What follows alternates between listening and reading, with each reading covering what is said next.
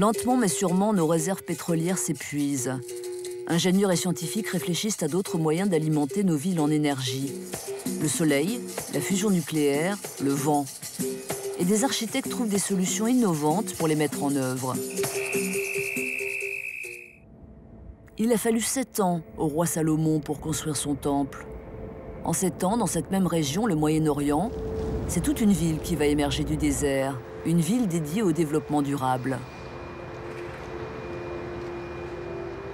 Elle comprendra un centre de recherche international sur les énergies renouvelables et son campus, des sites de production axés sur l'énergie solaire et 1500 entreprises employant 40 000 personnes.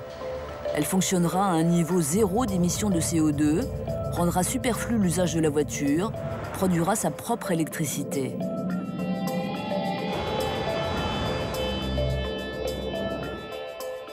C'est là un défi immense. Et même un double défi, car cette ville nouvelle doit être écologique jusque dans sa construction. Neutralité carbone et 0 déchet sur le chantier. Cette cité modèle sera achevée en 2016 et s'appellera Masdar, la source en arabe.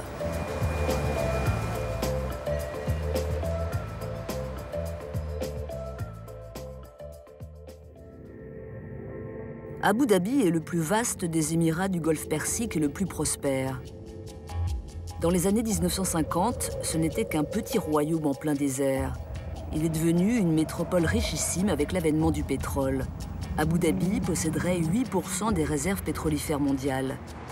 Ses exportations de pétrole représentent aujourd'hui les 2/3 de son économie.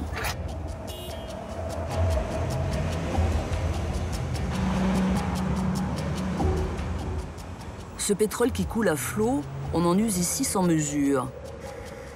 Air conditionné en permanence, grosses voitures, dessalement de l'eau de mer gourmand en énergie. L'émirat d'Abu Dhabi est un petit pays, mais un gros pollueur. C'est à 2 pas de ce paradis du pétrole que Masdar va surgir de terre, comme une sorte de vitrine pour les technologies propres. Comment ce projet a-t-il vu le jour ?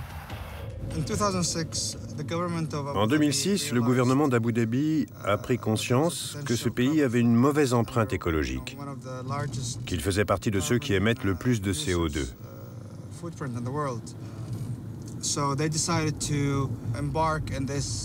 On a donc décidé d'agir pour passer d'une économie basée sur le pétrole et le gaz à une économie fondée sur des énergies renouvelables et des techniques innovantes. Le projet de Masdar est l'outil qui devrait nous aider à atteindre cet objectif. Sanad Ahmed est chargé de mettre en œuvre la phase 1 de la construction, le Masdar Institute of Science and Technology, un centre de recherche et d'enseignement dédié aux énergies renouvelables.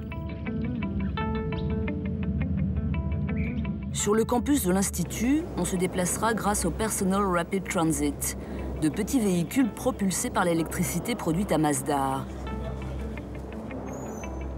Le centre de recherche et son campus seront édifiés en 2 phases. La première, la phase 1A, prévoit la construction de 2 laboratoires de recherche et de 101 logements pour des étudiants de 3e cycle. Au rez-de-chaussée, une cantine, des salles de cours, des magasins et une chapelle. Le bâtiment phare du campus sera la bibliothèque avec sa coupole blanche.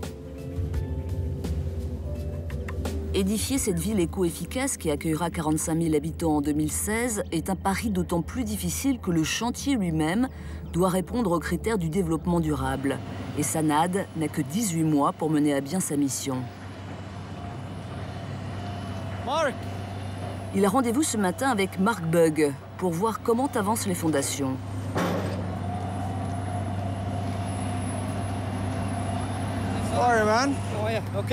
Comment ça se passe? Pas mal du tout. Vous en êtes où? Cette nuit, on a travaillé comme jamais. On a fait une vingtaine de pieux. Et là, on vient juste de commencer à creuser pour couler une nouvelle série de 20 pieux. Masdar sera érigé sur une ancienne palmeraie de 6 km². Bien qu'il soit situé dans le désert, ce terrain est trop proche de la mer pour que l'on puisse creuser sans risquer d'infiltration. Si bien que les bâtiments seront construits en superstructure sur une dalle à 9 mètres de hauteur. Pour assurer la portance de cette dalle, il faut d'abord couler des pieux à 20 mètres de profondeur. On fore un trou et on y glisse une armature métallique autour de laquelle on vient couler du béton.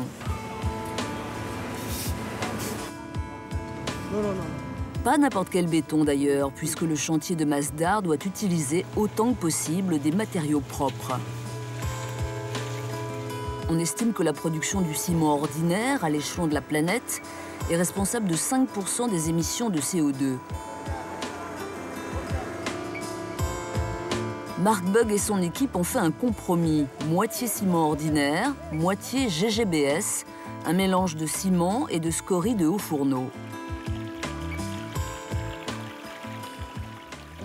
Alors, ce mélange de béton, c'est bien du béton durable, du GGBS écologique à 60%. Donc, il est bien dans les normes requises pour une ville durable. Oui, c'est ça. Pour respecter le calendrier, Mark Bugg devra couler 12 pieux par jour pendant les 5 prochaines semaines. Vous en êtes à combien de pieux? Ça doit être le 138e. En moins de 10 jours. Exact. 138 pieux, excellent.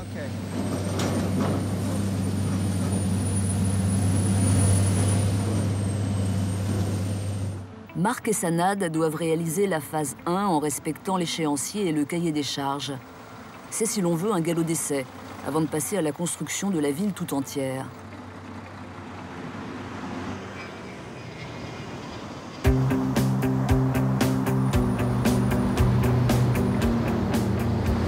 À Londres se trouve le siège du cabinet d'architecture et d'urbanisme Foster & Partners, qui a conçu les plans de toute la ville de Masdar et réalisé pour l'instant les maquettes de la première phase. Sanad et Mohamed Newara, un des concepteurs du projet de Masdar, ont rendez-vous chez Foster & Partners avec 2 architectes. L'idée est d'essayer de créer, pour l'ensemble du campus, un point de convergence, un centre qui serait le cœur du projet. L'emplacement de ce cœur dans l'infrastructure urbaine est fondamental. Le plan directeur de Masdar est tout à fait inédit. Un ensemble urbain très concentré, construit sur une plateforme et écologiquement irréprochable. On a ici l'une des clés du concept général de Masdar. L'ensemble très étudié de ruelles étroites donnant sur des patios. Ainsi, on dégage de l'espace. L'architecture d'Abu Dhabi s'inspire des villes américaines. Grandes avenues, baies vitrées, esplanades. Une aberration sous un tel climat en termes de consommation énergétique. Traditionnellement, dans les villes du Moyen-Orient, on privilégie les ruelles ombragées, les tours à vent, les cours intérieures. Les architectes britanniques se sont en quelque sorte réapproprié le schéma de la Médina qui permet de tirer parti des variations thermiques naturelles. Le climat désertique d'Abu Dhabi se caractérise par des écarts thermiques de 8 à 10 degrés entre le jour et la nuit. À Masdar, on va exploiter ce phénomène. Sous les arcades, les zones ombragées, murs et plafonds, sont faits d'un béton très dense. La nuit, ces parois se refroidissent et dans la journée, leur température initiale étant inférieure à celle de l'air ambiant, elles absorbent les calories de l'atmosphère. Pour rafraîchir les rues et les espaces publics, on érigera une tour à vent utilisant la circulation naturelle de l'air. Des capteurs détectent la direction du vent et ouvrent des bouches d'aération. Les flux d'air frais y descendent par la seule différence de pression.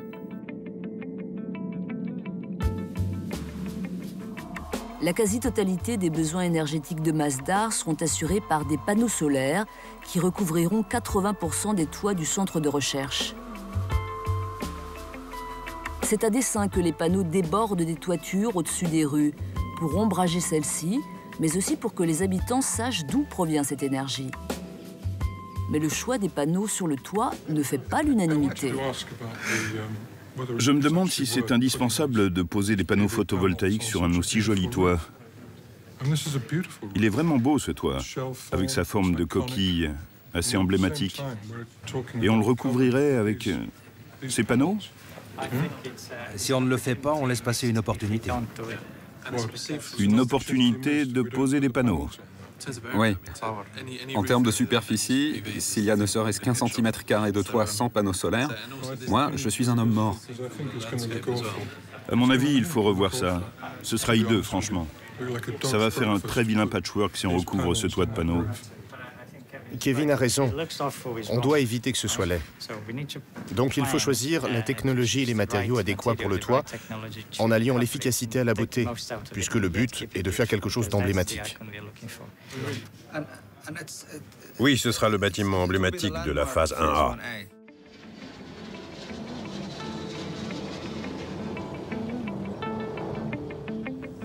La construction durable est une idée encore neuve qui doit être explicitée aux entreprises venues travailler sur le projet de Masdar.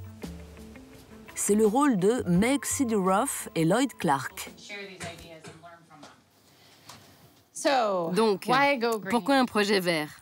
C'est le sujet d'aujourd'hui. Neutre en CO2, Mohamed, vous savez ce que ça veut dire?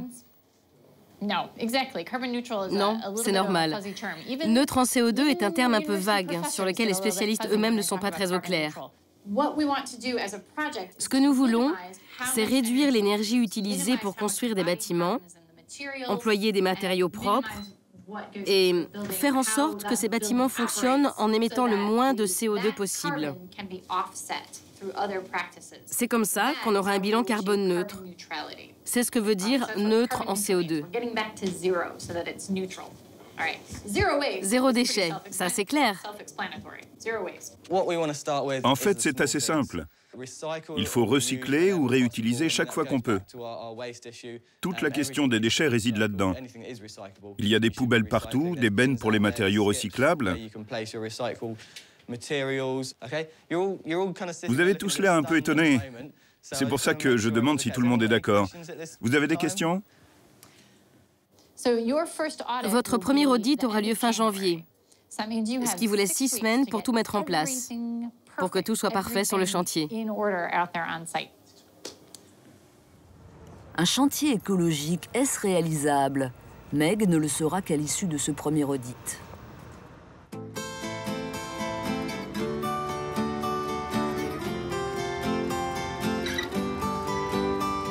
La première grue télescopique de Masdar vient d'être montée.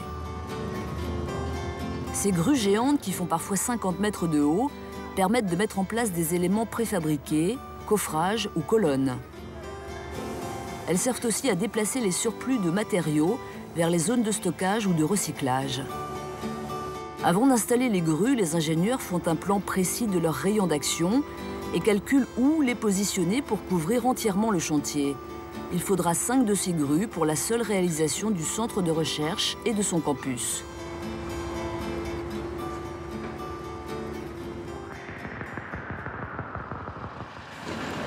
Les quelques 900 pieux servant de fondation à la dalle sont presque tous coulés. On passe maintenant à la dalle elle-même et aux colonnes. Le cahier des charges de Masdar veut que le processus de construction lui-même soit aussi écologique que possible. Meg Sideroff et Lloyd Clark montrent à leur chef, Chris Drew, ce qu'ils ont fait jusqu'à présent sur le chantier. Là, vous voyez les têtes de pieux qui ont été réparées. Et ici, les pieux qu'il va falloir réduire parce qu'ils sont légèrement trop hauts. Et là-bas aussi. Ensuite, il y a le coffrage qui se monte sur les têtes de pieux. Et que deviennent les gravats une fois ces têtes de pieux démolies? Les gravats de béton sont envoyés dans la zone de valorisation des déchets pour être réutilisés. Tout le béton est recyclé, nous ne perdons rien. Donc, dès que les têtes de pieux sont démantelées, les gravats viennent dans cette zone et sont concassés. Très bien. Très bien, mais ces énormes engins fonctionnent à l'essence. C'est là encore un facteur important d'émissions de CO2 dont on doit tenir compte.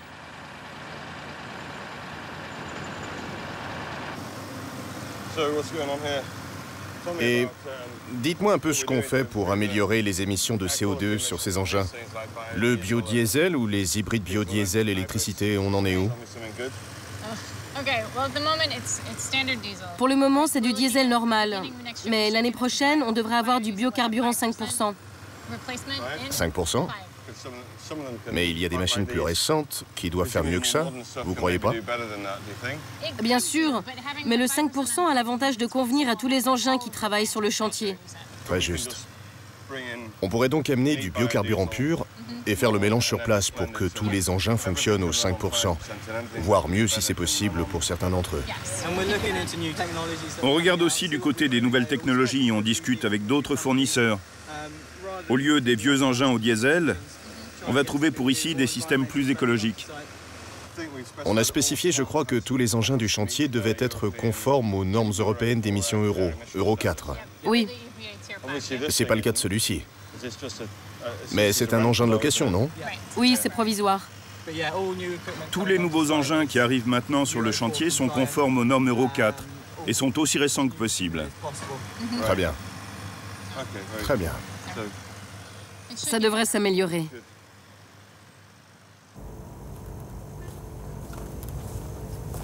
Sanad se rend lui aussi sur le site, accompagné de Marc, pour voir comment avance la construction. Les premières colonnes ont été posées sur les fondations.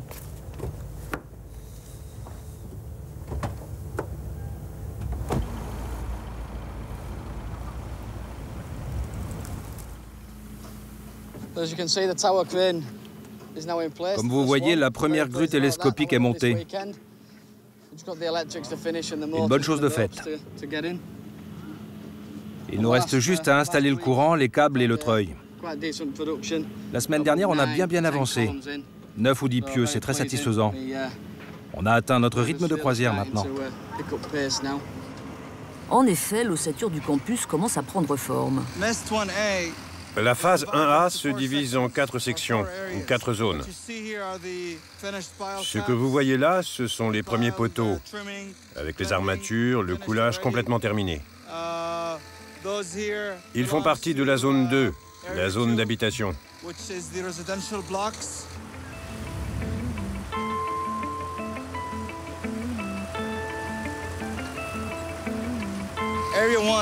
La zone 1, ce sont les labos et les salles de cours. On voit ici la première série de colonnes de la zone 1.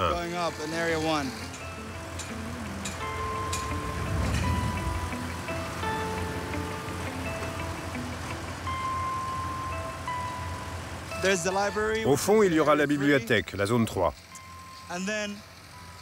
Et dans cette direction, là où on voit les grues, c'est la zone 4 qui constitue le reste de la plateforme avec tout ce qui est au niveau de la rue.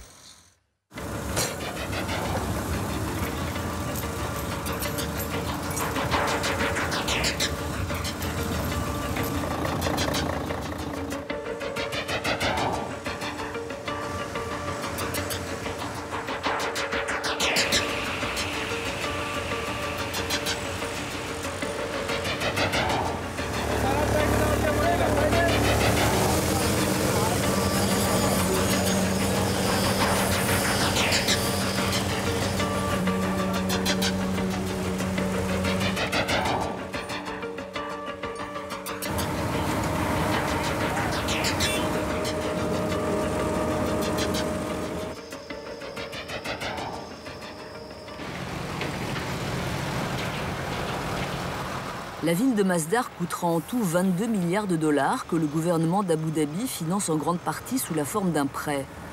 Il faut donc qu'elle soit non seulement écologique, mais rentable. D'où le zèle avec lequel Sanad contrôle les budgets. Vous pourrez m'envoyer ça par email? Bien sûr. Tout ça. Donc ça, c'est un devis pour le mobilier. Ça figure dans les données prévisionnelles. Devis numéro 2, avec les coûts de fabrication.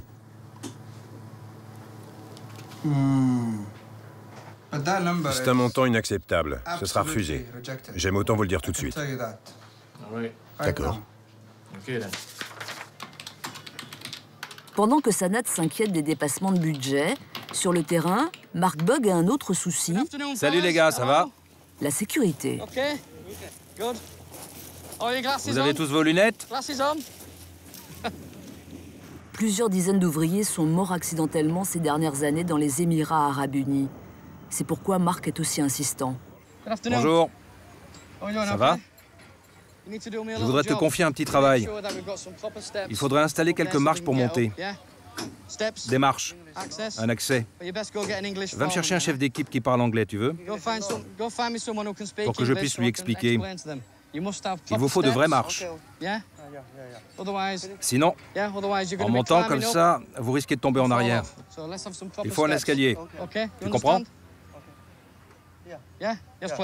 Partout ici, d'accord?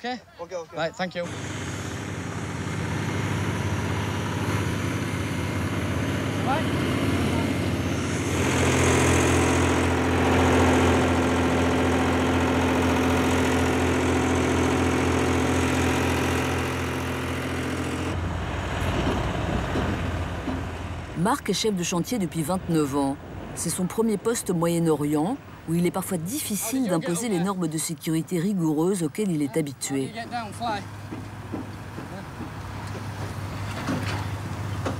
Le chantier de Masdar emploie des centaines d'ouvriers, des Américains, des Indiens, des Chinois, et il importe que les consignes de sécurité soient bien comprises par tous.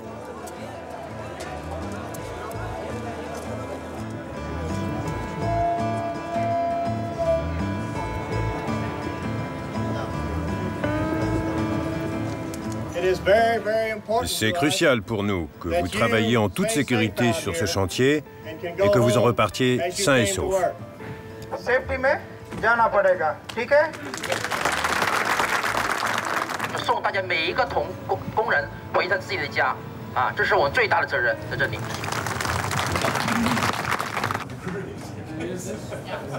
Meg Sidiroff déploie autant d'énergie pour pousser les responsables d'entreprise à diminuer l'impact environnemental du chantier. Le délai de 6 semaines qu'elle leur avait octroyé étant écoulé, elle procède aujourd'hui à l'audit de la société Himhing. L'iPhone y est responsable des questions d'environnement. Premier point à vérifier, le type de matériaux utilisés. Ça, c'est du contreplaqué chinois. Vous voyez, il n'est pas bien assemblé. On ne pourra pas l'utiliser plusieurs fois. Je vois. Alors que celui-ci est bon, il est très solide.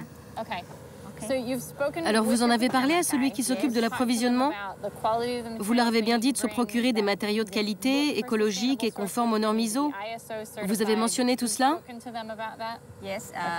Oui, on l'a précisé par email aux responsables des approvisionnements et à la direction ici. Quand ils choisissent du matériel, surtout du bois, il faut qu'ils proviennent de sources écologiques.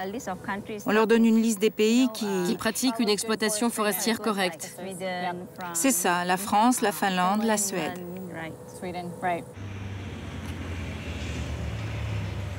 Autre point important, le recyclage.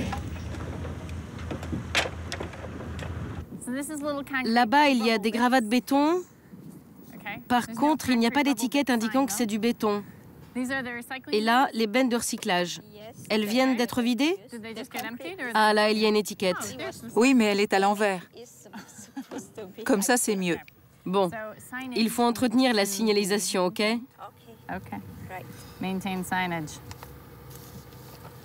Point suivant sur la liste, les déchets dangereux.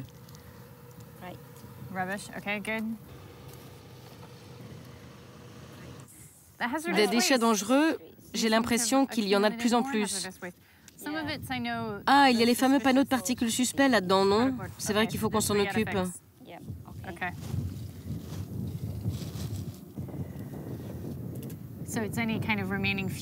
Oui, là, on a tous les restes de fuel, d'huile, tout ce qui ne doit pas pénétrer dans le sol. Les restes de peinture, on doit s'en débarrasser comme il faut. Tout ce qui est huile, peinture, diluant. Les diluants, oui. On les met dans des sacs renforcés et on les sort d'ici. Pareil pour les gants souillés. Oui, pareil. Donc, plusieurs déchets n'ont pas été stockés correctement. Pas assez correctement. Je vous mets 1. Pour chaque point de sa liste, Meg donne une note à l'entreprise et calcule informatiquement son empreinte écologique. Alors la société Himhing aura-t-elle une bonne note globale? Asseyez-vous. Alors, disons que dans l'ensemble, sur le site, les choses sont faites comme il faut. Mais je mets quelques réserves pour la zone des déchets. En tout cas, tout est bien trié, vous avez compris ce qu'il fallait faire, les ouvriers du chantier l'ont compris aussi, et ça, c'est très bien. Soulagé, hein? Alors continuez comme ça, continuez à faire du bon boulot. Oui, on va faire encore mieux. Voilà, très bien. Et le mois prochain, on sera encore plus sévère.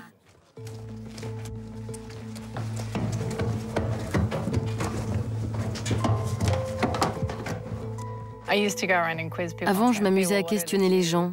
Quels sont les 2 objectifs de Masdar? Ils répondaient « la durabilité ». Et moi, je disais non, c'est neutralité carbone et 0 déchet. Il faut réfléchir à ça et à ce qu'on fait au quotidien pour y parvenir. Est-ce que je passe mon temps à harceler les gens?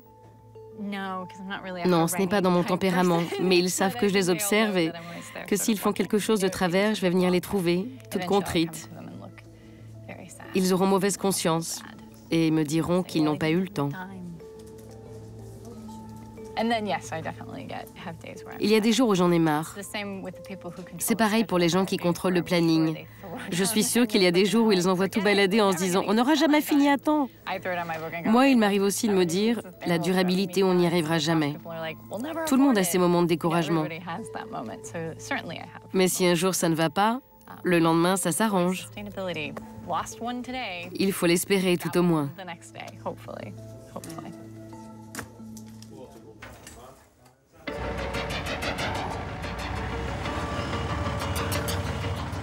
Avec des budgets et des délais très serrés, Meg est obligée parfois de faire des compromis.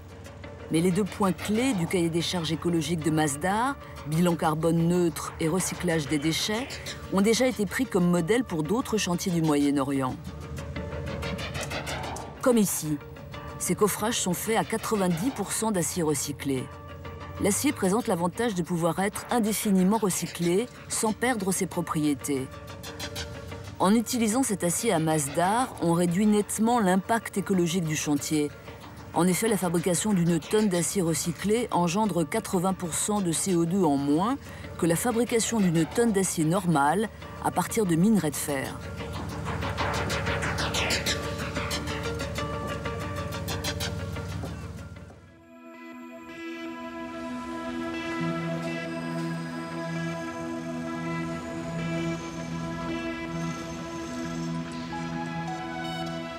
À Abu Dhabi, la température varie entre 21 degrés l'hiver et plus de 40 degrés à l'ombre l'été. L'atmosphère est en outre très humide, ce qui rend la chaleur encore plus étouffante.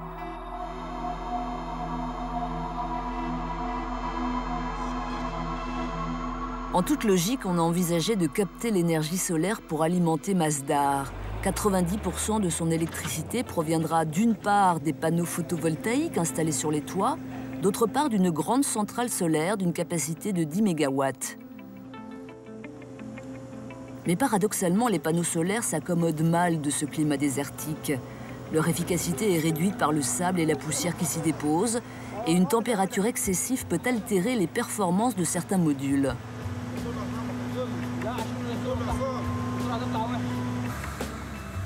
Samir Abou Zaïd installe à l'essai différents panneaux afin de choisir les plus performants.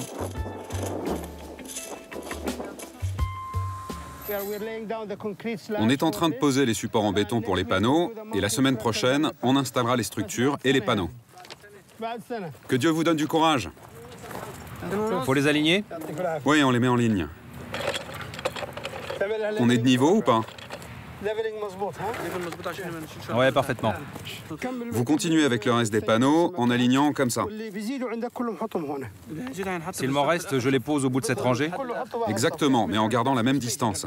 Ce matin, on s'est dit qu'il valait mieux les laisser ici puisqu'on en aura besoin après.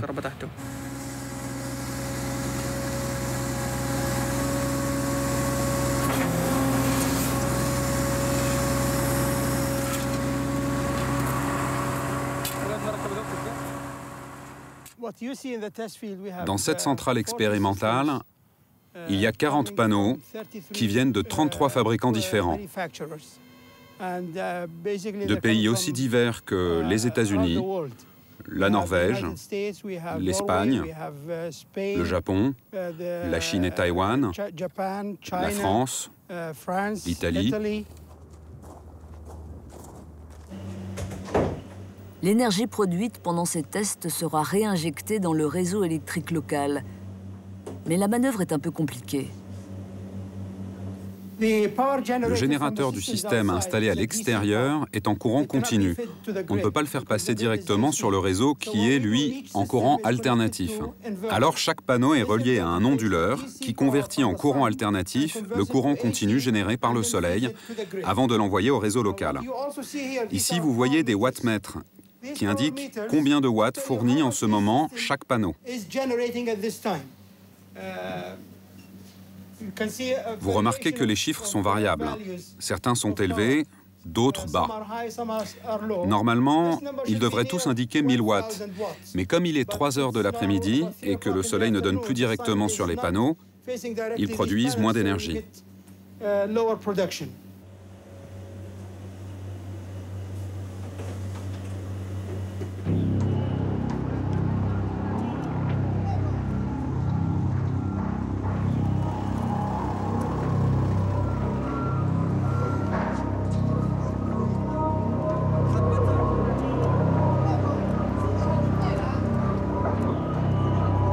Il faut pour respecter les délais que le chantier tourne 24 heures sur 24 et 7 jours sur 7 avec des équipes qui se relaient.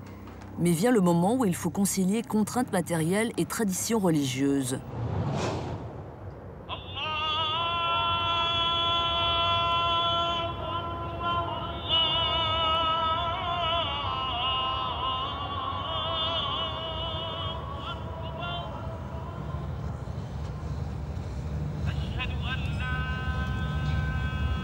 Bon nombre des ouvriers de Masdar sont musulmans et observent le jeûne du Ramadan.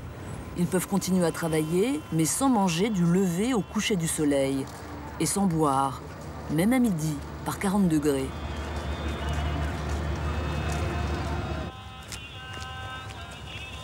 Sanad observe le jeûne, lui aussi. Pourtant, il est là dès 8 heures et travaille 10 heures par jour tant la pression est forte. Il s'est engagé à ce que le campus soit prêt dans les temps pour accueillir les étudiants.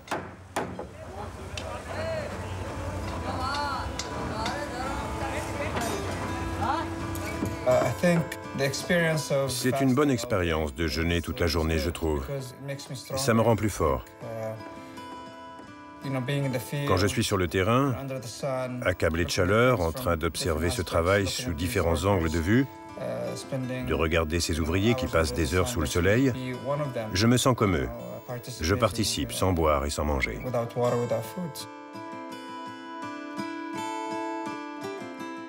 Le Ramadan a débuté il y a une semaine et il se trouve que Sanad doit faire un rapport à son chef Mohamed Newara. Vous pouvez me dire où en est la construction? Jusqu'à hier, nous avons coulé 27 pieux et monté 9 colonnes.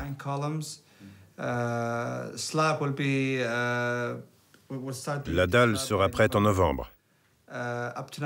Actuellement, nous avons 315 ouvriers sur le chantier. Équipe de jour et équipe de nuit. Ils travaillent 24 heures sur 24. Il va vous falloir au moins 700 ou 800 ouvriers pour y arriver. Je suis tout à fait d'accord avec vous. Fin octobre, nous aurons 500 étudiants, 500 ouvriers. Il vous en faut 800, sinon vous n'y arriverez pas. Vous n'avez fait que 9 colonnes pour l'instant. C'est peu. C'est vrai, c'est très peu. Mais le travail du coffrage marche très bien. Ils le font en général la nuit, et le matin, quand l'autre équipe arrive, ils coulent le béton. Donc le coffrage avance bien. Je pense que ça ira quand on aura plus de main-d'œuvre. Quel impact a eu le Ramadan sur l'avancée des travaux? Vous savez qu'il y a des ouvriers musulmans sur le chantier. Le rendement a baissé parce qu'ils jeûnent, ils ont soif. J'ai demandé au chef d'équipe qu'on aménage des zones où les ouvriers musulmans puissent se reposer. Moi-même, je suis moins efficace. Vous savez, on a soif tout le temps, il fait chaud, je suis dehors dans la chaleur, je rentre, je transpire, Donc c'est un peu difficile. À la fin de la journée, il y a le résultat, le couronnement de l'effort qu'on a accompli en travaillant 12 heures par jour, en y mettant tout son cœur, tout son esprit, sa famille, sa vie sociale, et tout ça pour être dans les temps. Faire le centre de recherche et le campus dans les délais, ce sera notre plus belle récompense à la fin.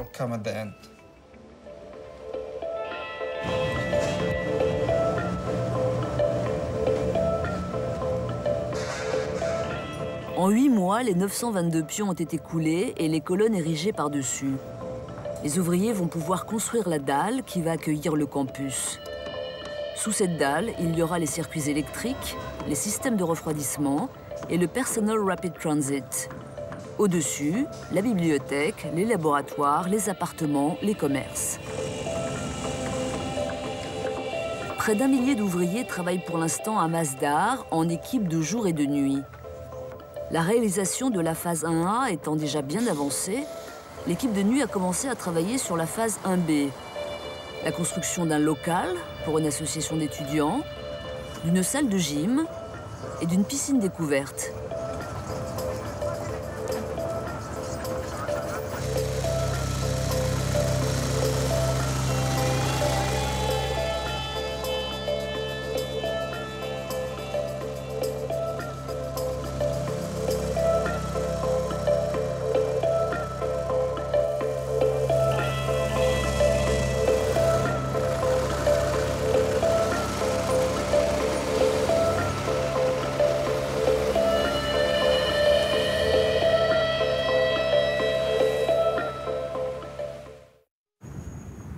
À l'issue des tests, Samir a finalement choisi des panneaux provenant de Chine et d'Allemagne pour équiper sa centrale photovoltaïque. Il en expose les plans aux ingénieurs. La centrale sera installée dans le coin nord-ouest du site. Elle s'étendra sur 200 000 m² qui ont déjà été délimités. On commencera à clôturer le terrain et à faire un plan d'installation des panneaux le mois prochain. La pose des panneaux s'achèvera en janvier. Aujourd'hui, Samir va visiter le site avec Khaled, le maître d'œuvre de la centrale. Le drapeau rouge, c'est... Les drapeaux rouges, ce sont les limites du terrain. C'est vraiment immense. Ce sera la plus grande de la région. Je vois à peine les autres bornes là et là-bas. Personne n'a jamais créé une aussi grande centrale photovoltaïque.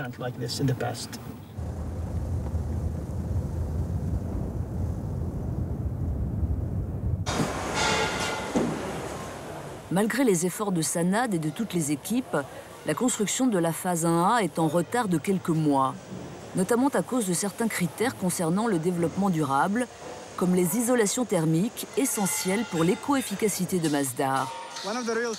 Notre pari le plus important, c'est le respect du cahier des charges des laboratoires. Il faut que nous soyons certains d'atteindre les objectifs d'efficacité énergétique. Pour les façades des laboratoires et des immeubles d'habitation, nous essayons d'obtenir un certain coefficient d'isolation pour la performance énergétique. Les façades des bâtiments doivent être parfaitement isolées pour absorber le moins de chaleur possible. Sous ces climats très chauds, on dépense énormément d'énergie pour rafraîchir l'intérieur des bâtiments. Si l'on veut que Masdar soit une ville neutre en CO2, il faut qu'elle présente la meilleure performance énergétique possible. Dans les laboratoires équipés en matériel fragile, la température doit impérativement être constante. Voici ce que les designers de Foster & Partners ont imaginé.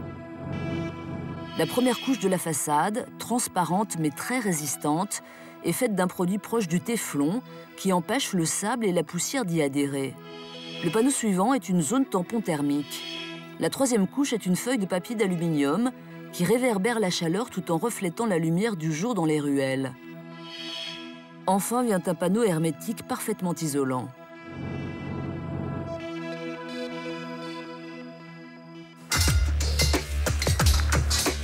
Les architectes londoniens ont demandé que soit construite une maquette pour s'assurer que cette idée novatrice s'avère aussi intéressante qu'ils l'imaginent, tant du point de vue énergétique qu'esthétique.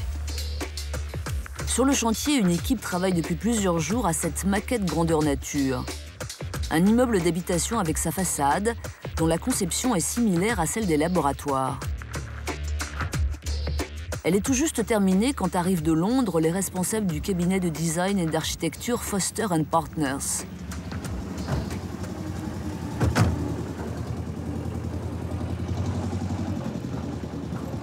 Gérard Evenden, chef de projet. David Nelson, directeur général. Et Ross Palmer, architecte. Sanad est là pour les accueillir et discuter avec eux de ce modèle qui préfigure avec quelques mois d'avance ce que sera le campus de Masdar. Je suis très content de mon choix. Cet aspect cuivré. Regardez la texture, c'est incroyable. La paroi haute performance, c'est la 3e couche. Celle qui est à l'intérieur. Cette couche-ci empêche simplement la paroi cuivrée de recevoir directement la lumière du soleil. Les murs des immeubles d'habitation sont aussi esthétiques que fonctionnels. Leur façade se compose, là encore, de 4 couches. La première, un mélange de sable du désert et de béton armé de fibres de verre, protège les couches inférieures des rayons solaires directs. La seconde est une zone tampon thermique qui réduit la chaleur rayonnée. La troisième est la paroi haute performance. En aluminium couleur cuivre à 90% recyclé, elle dévie la chaleur et assure l'étanchéité à l'air de la façade. Enfin, la 4e couche est un isolant de 25 cm d'épaisseur. En tout cas, on va prendre cette couleur. Elle est bien, cette couleur, non? Celle qui est légèrement plus foncée? Oui, c'est la mieux. Ah, c'est la plus belle couleur.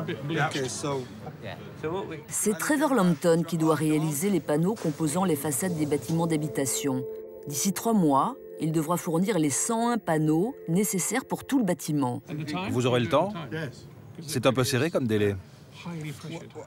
Je suis le seul à être dans les temps ici. C'est vrai. On pourrait peut-être préparer un panneau, on le regarde ensemble, on donne le feu vert et puis on passe à la production. Ouais, parfait. Et ça, c'est la largeur réelle de la rue? Oui, on a fait en sorte que ce soit fidèle à la réalité. C'est la rue la plus étroite. Les rues ne feront que 4,50 m de large, de façon à être peu exposées au soleil ou à l'extrême chaleur, comme dans les villes traditionnelles. L'orientation du centre de recherche, sud-est-nord-ouest, lui assure de l'ombre presque toute la journée.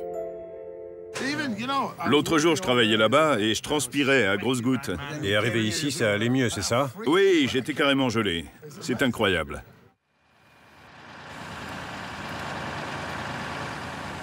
Six mois plus tard, les panneaux des façades sortent de l'usine. Trevor est dans les temps, comme promis.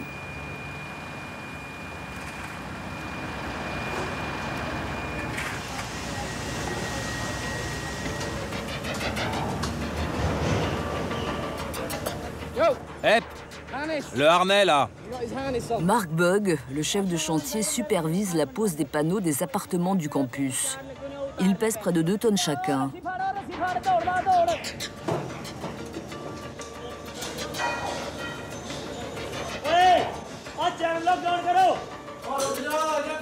Tout le monde est sur les nerfs. Il suffirait d'une fausse manœuvre pour abîmer les plaques de métal colorées situées derrière chaque panneau, qui sont des pièces maîtresses pour la performance énergétique.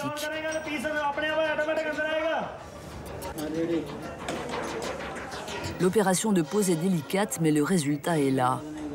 Des appartements bien isolés de la chaleur, grâce à une façade qui évoque les moucharabiés de l'architecture arabe traditionnelle.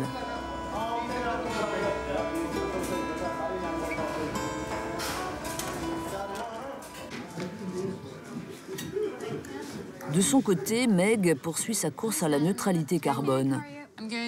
Elle passe en revue tous les matériaux utilisés sur le chantier, composition, provenance et moyens de transport par lesquels ils sont arrivés à Abu Dhabi.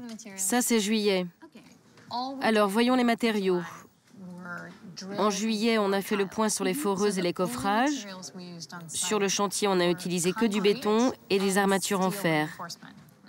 Elle examine aussi les déplacements de tous les employés de Masdar et l'élimination des déchets. Alors, les voyages d'affaires, on a tous les détails pour juillet. Il y a eu quelques réunions à Londres et il a fallu aller en Chine aussi. Comme ça, on peut facilement mesurer l'empreinte carbone de chaque voyage. Exactement. Alors, le dernier.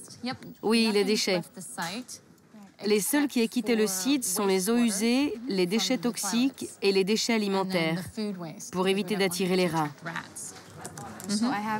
Tous ces chiffres traités mois par mois révèlent le bilan carbone du chantier, indiquant à Meg quelle est l'empreinte écologique des bâtiments de la phase 1 pendant leur construction.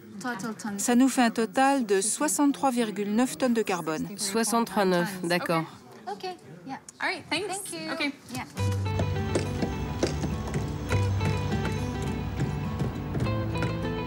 Dans ces tableaux, Meg fera figurer bien sûr la mesure compensatoire mise en place par Samir, la réinjection dans le réseau local de l'électricité produite.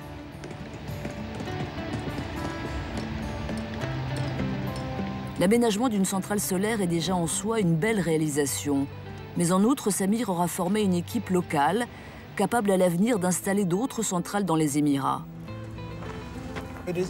Elle est gigantesque. C'est la première centrale solaire de ce type dans tout le Moyen-Orient. La première ferme photovoltaïque. Non seulement nous fournirons de l'électricité à la ville, mais l'un des objectifs de cette centrale est de créer le savoir-faire dans ce domaine à Abu Dhabi. C'est mon invention et j'en suis fier. C'est moi qui suis à l'initiative de ce projet et je vais le voir se réaliser. Dieu nous a donné tellement de ressources à exploiter. Il nous faut simplement faire marcher notre cerveau pour utiliser ce que Dieu a mis à notre disposition. Et c'est ce que nous faisons ici. Ça a été long, mais mieux vaut tard que jamais. C'est un investissement pour l'avenir.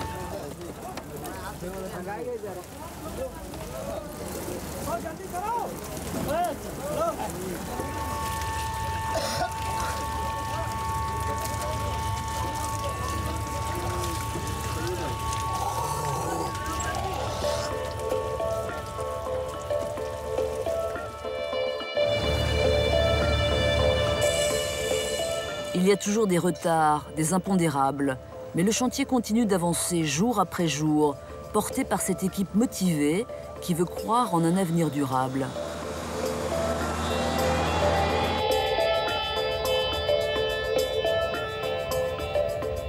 De ce désert, Sanad, Marc et les ouvriers auront fait sortir en 18 mois 2 laboratoires de recherche sur les énergies renouvelables, 101 appartements pour des étudiants de 3e cycle de toute nationalité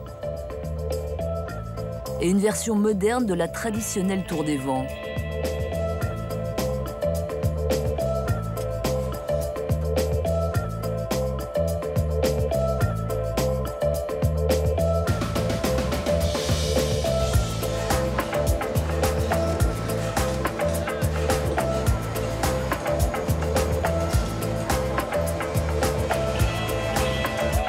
Ils en sont à présent à monter le toit de la bibliothèque.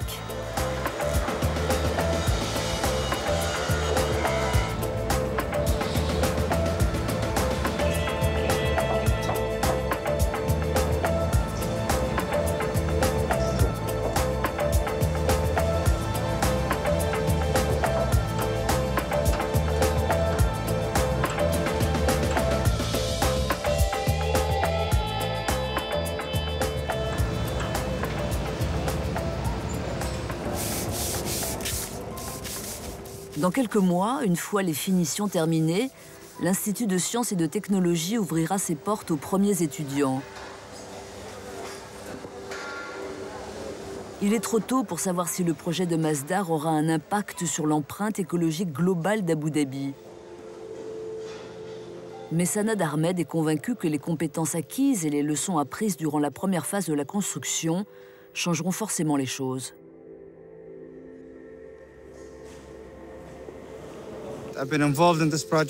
Je suis impliqué dans ce projet depuis le tout début. J'ai participé au choix des architectes, des consultants, des entreprises et des sous-traitants. J'ai fait face à toutes les difficultés, applaudi à tous les succès. J'étais là pour chaque ratage, chaque triomphe, chaque événement marquant. C'est le projet de ma vie. Je veux léguer cette réalisation à mes enfants. J'ai 2 enfants et je tiens absolument à ce qu'ils sachent que j'y ai participé. Chaque fois que je passerai devant Masdar, je leur montrerai ce que nous avons fait. C'est l'avenir que nous construisons ici.